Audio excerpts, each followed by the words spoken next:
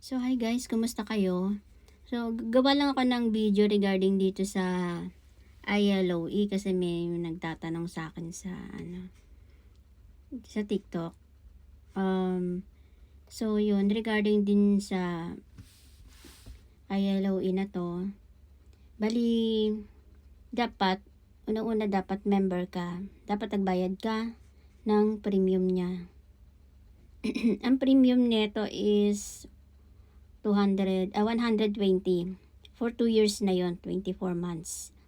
So yun, dapat member ka. Pangalawa,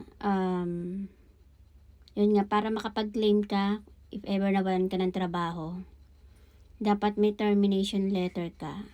Termination letter from the company na hindi ikaw ang dahilan kung bakit ka na-terminate. Kumbaga, isa sa mga reason dapat, halimbawa yung termination of employment due to redundancy. So, yun yung nakalagay sa akin. Yun yung binigay ng company. Ayan, parang sabi rito, we regret to inform you that the company is currently facing significant financial challenges. Yan, mga ganun, blah, blah. And then, sabi pa, this decision is based solely on the company's economic situation and it's not reflection of your professional performance. We truly value your contribution you have made during our tenure. So, yan, importante to. Kasi ito yung proof na hindi na-terminate ka hindi dahil sa mga disciplinary action. Pangalawang requirements, dapat lahat to soft copy. Kasi ida-download mo ito lahat doon sa website ni ILOE para makapag-claim. So, dapat naka-ready na rin dyan yung Emirates ID mo, yung employment cancellation ng visa. Ito yung bibigay ito sa inyo ng HR nyo. And then yung entry and exit report. Ito, importante to. Magbabayad ka nga lang dito ng 253 para makakuha ka ng printout nito.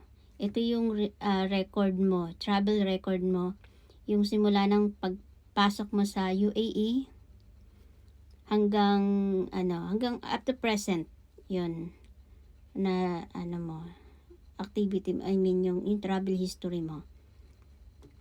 So bayad yun 253, and then yung copy rin ng residence visa mo, and then yung employment contract, and then yung statement of account ng bangko mo kung saan ka sumasahod, kasi doon nila ipapasok yung may salary mo. Mga at least 6 months yata or 3 months. Gawin ba ng 6 months para sure? Kasi doon nila makikita kung yung labas-pasok ng yung pasok ng mga salary mo. And yung pinaka-importante rin, yung ILOE certificate. Ito yung pag nagbayad ka ng premium, makaka-receive ka ng certificate sa kanila. So yun, i-download, i-upload mo dun sa website ni ILOE. Ayan, and then sundan mo lang yung instruction doon para hindi ka naman malilito doon. Madali lang naman yung mga instructions. So,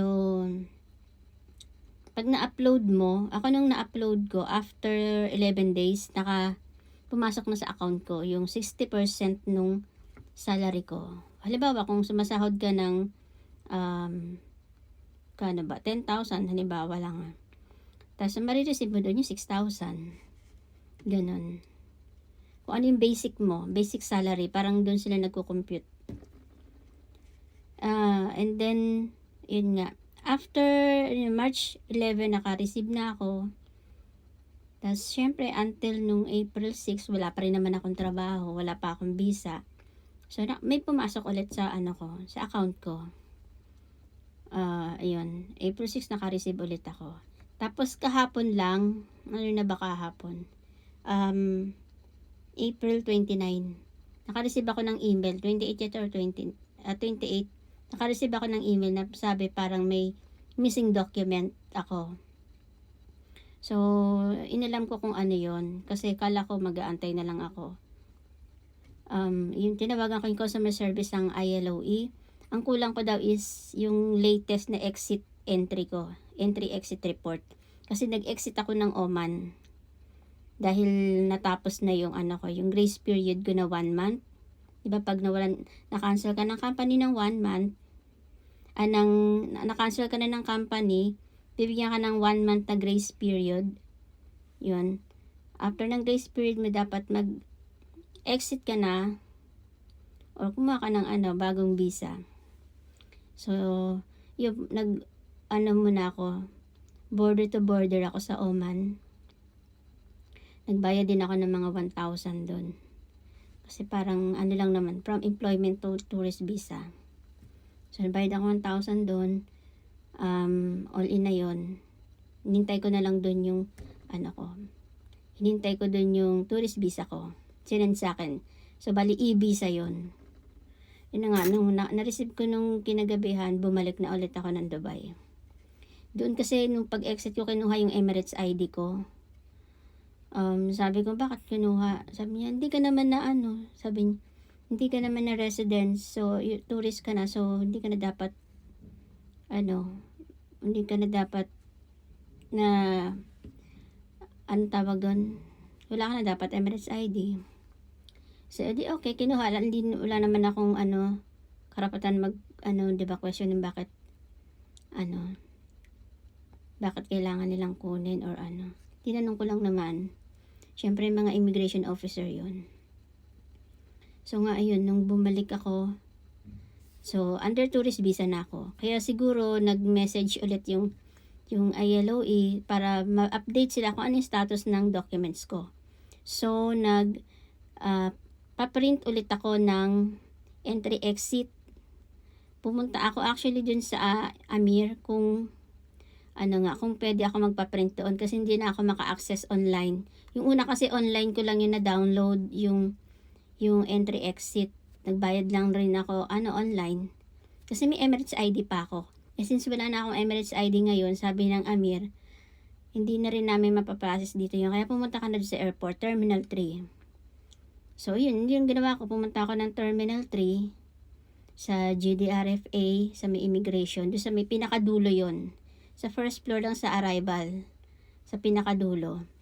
Doon ako kumuha ko ng token, nagantay lang ako, and then nagbayad, tapos pinaprint na nila. Ang binayaran ko is 287 para dun sa printout. So yun, pagkadating ko sa bahay, in-upload ko. Kasama kong in-upload yung e-visa ko, yung tourist visa ko. So bali dalawa. Yung na yun, yung printout. Soft copy lang rin yun. Nanghingi ako ng printout tsaka soft copy. Huwag mo kalimutan yun. Kasi i-download nyo i-upload nyo ulit sa ILOE website. Para hindi na kayo magpapascan. Pwede naman yung mag-request kayo dun sa immigration. So yun, in-upload ko. Successful naman kahapon. Pero wala akong na-receive na notification na successful. Ginawa ko, tinawagan ko ulit si customer service kung pumasok ba yung lahat ng in-upload ko, kung okay ba, kung may problema pa or wala na. Okay na yon. Yun naman, okay naman na daw. So, on process na daw yon. Just mag-antay na lang daw kung yung approval, kung mabibigyan pa tayo ng 60% ng ating sahod. So, yun, inshallah, makatanggap pa tayo, diba? Kasi nagbabayad pa ako ng bahay dito, kumakain, naghahanap ng trabaho online. Hindi naman ako naghahanap ng trabaho ng walk-in. Hindi na uso yun dito. Lahat ngayon online na. LinkedIn, sa Indeed, tsaka sa Naukri Job. Yun lang. Pag wala nang mahanap na work sa first week ng May or second week ng May, mag-impake na ako. Uwi na lang muna ako ng Pinas. Kasi mahirap talaga ngayon. Walang tourist, walang masyadong business. Mahina. May problema pa sa straight. So, yun lang. Sana makatulong. Ingat kayong lahat. God bless.